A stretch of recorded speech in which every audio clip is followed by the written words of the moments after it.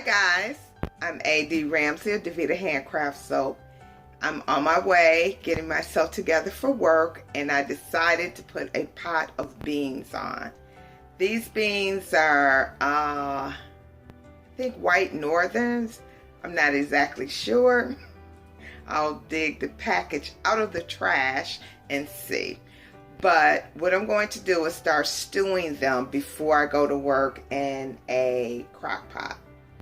And then I'm going to drain them when I get home and turn them into baked beans. Now, of course, you can start baked beans right from the start by baking them, but I don't have an ingredient. That's ketchup. And I also need molasses. So we're going to start them just in the crock pot, and then we will pick it up later. So this is what the beans look like to start. I don't have any water in there, but I do have, let me see if we're in focus. Okay, so I have the beans, some celery, some aromatics. So I have celery, onions, and a bay leaf. Then I'll take some water, pour it up to, I'll cover everything, so I'll pour it up to here. And this will cook for maybe about 5-6 hours on low. And that way I will be able to have two different types of beans. We will bake half of them in the slurry, which will consist of brown sugar, molasses, ketchup, and I forgot, but we will add all of that in. We'll just add some water to the line, and usually I use tap water, but for my beans, I always use filtered water. Because you guys by now know that all bottled water is just filtered.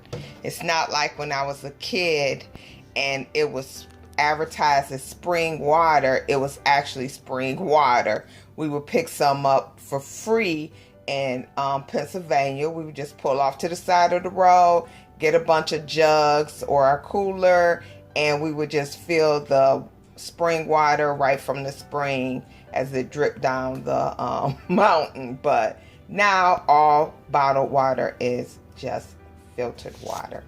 Don't believe the hype. So I removed all the aromatics and put them in this bowl right here. Now I'm going to transfer the beans into a different pot that has a lid on it with all the spices and herbs. And I'm going to use that same juice, put a little bit of, let's see what all, a little vinegar, salt, because the salt hasn't been added. I don't know if it's an old wives' tale or not, but I've heard that when you first start your beans cooking, if you add salt, it will make them tough. I don't know if that's true. I don't know, but I just never add my salt until I'm halfway through. And this is the halfway point. And I'll bring you back.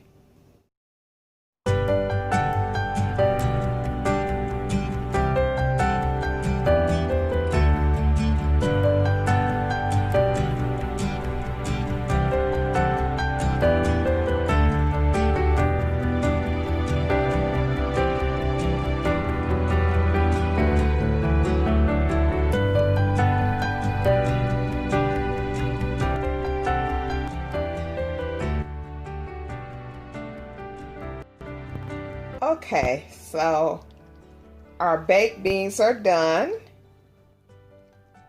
Trying to get in focus. And always count your bay leaves, because it is a choking hazard and you don't want anyone to hurt themselves. So this is what it looks like. Ooh, look at the sauce. It smells delicioso. And the beans are not nice and tender, but they're not mushy. And I left it in the oven. I didn't well, I stirred it once at the hour and a half mark. Then I put it in for another hour and a half. And there's... Hi, I see myself. There's 2 minutes left on the timer. So that's about 3 hours. And I stirred it halfway through. So there's my beans. And of course, I'm not going to eat all of this. So what I will do, I will transfer it from this pot, this nice hot pot, fill up my sink with ice water and make a ice bath, cool it down to at least 40 degrees, and then place it in the refrigerator. Tomorrow I will portion it into even smaller bags. And yeah, but you don't want a pot this big. You want to cool it down if you're not going to use all of it as much as possible. As you can see, the juice is even nice and thick. And of course, if you want it thicker, you could take a spoonful of beans, mush them up, and then spread them through your dish and make the sauce even thicker. But I think this is pretty good just the way it is. And once it cools down and gets all the flavors to mold together, yummy. So there you go, baked beans, my style. All right, you all have a great day.